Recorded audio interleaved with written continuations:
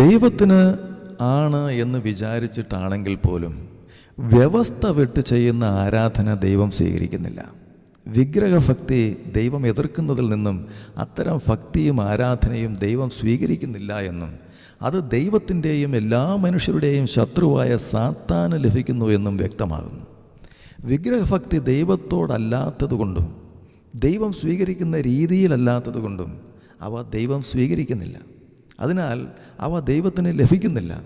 ദൈവം വിഗ്രഹങ്ങളെ വെറുക്കുന്നതിന് കാരണം എല്ലാ വിഗ്രഹങ്ങളുടെയും പിന്നിൽ സാത്താൻ്റെ ശക്തിയുണ്ട് എന്നതും വിഗ്രഹങ്ങളെ വന്ദിക്കുമ്പോൾ ആരാധന സാത്താൻ കൈക്കലാക്കുന്നു എന്നുള്ളതുമാണ്. ഇസ്രായേലിൻ്റെ ആരാധന ദൈവകൽപ്പന പ്രകാരമായിരുന്നു. എന്നാൽ ജാതികളുടെ ആരാധനയും ബലിയർപ്പണ രീതികളും മാനുഷിക പാരമ്പര്യങ്ങളെ അടിസ്ഥാനമാക്കിയുള്ളതാണ്. അത്തരം ബലികൾ സത്യദൈവം സ്വീകരിക്കുന്നില്ല.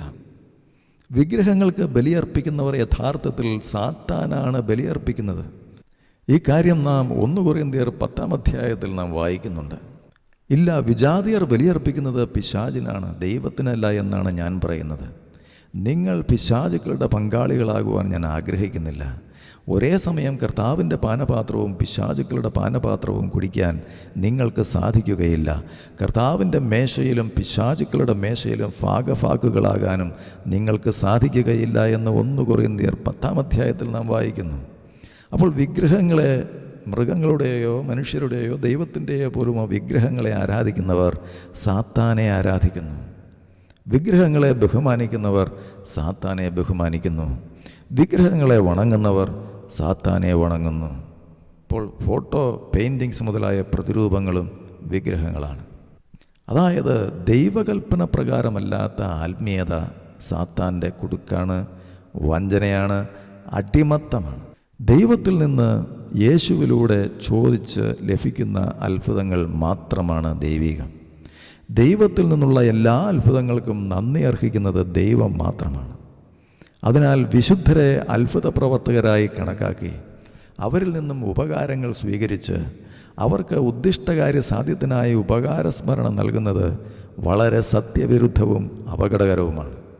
കാരണം ഇത്തരം പ്രക്രിയകളിലൂടെ സാത്താനുമായി ആത്മീയ ബന്ധം സ്ഥാപിക്കാനും സാത്താൻ്റെ നിയന്ത്രണത്തിൽ അകപ്പെട്ടു പോകുവാനും അത്തരക്കാർക്ക് ഇടയാകുന്നു.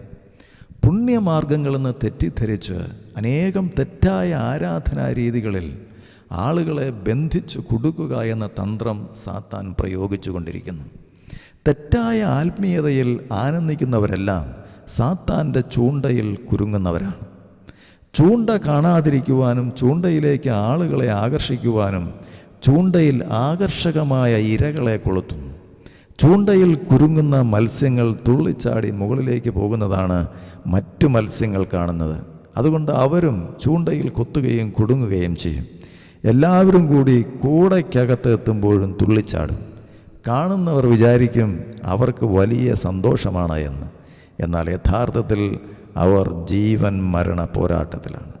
അവസാനം തുള്ളിച്ചാടിയവരെല്ലാം വറചട്ടിയിൽ എത്തിച്ചേരും.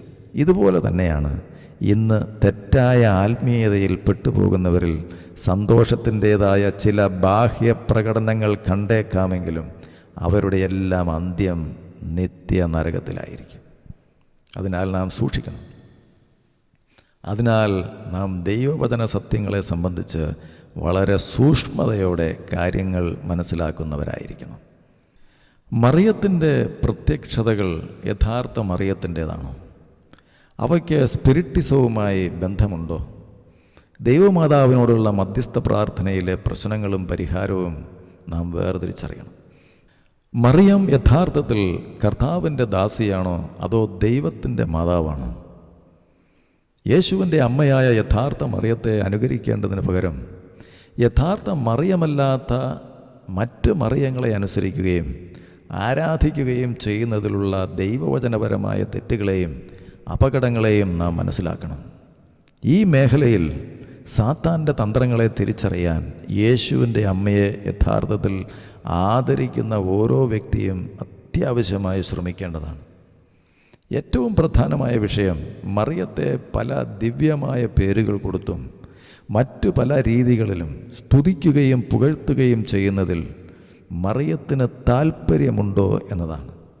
ഒരാളെ താനല്ലാത്ത ഒരാളാണ് എന്ന് പറഞ്ഞ് പുകഴ്ത്തുന്നത് ആ ആളെ അപമാനിക്കുകയാണ് ചെയ്യുന്നത്.